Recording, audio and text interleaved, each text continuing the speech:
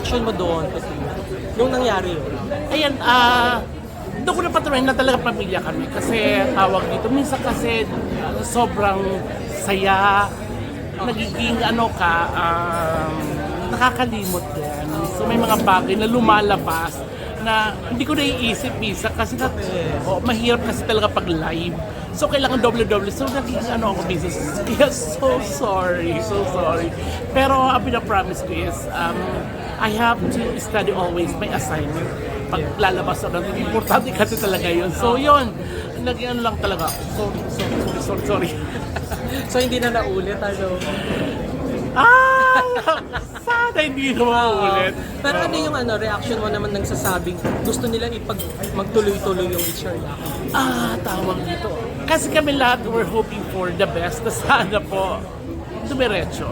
Kasi ang saya-saya during the last day, as in, na-feel namin ng pamilya ko, nag-iiyakan kami. Even Kuya Lou, umiyak po siya. Tapos sa backstage, so yun. At naniniwala ako, bibigay ito ni God. So, pero may parang may pahiwatig yung management na parang pwede kayo sa ibang times na.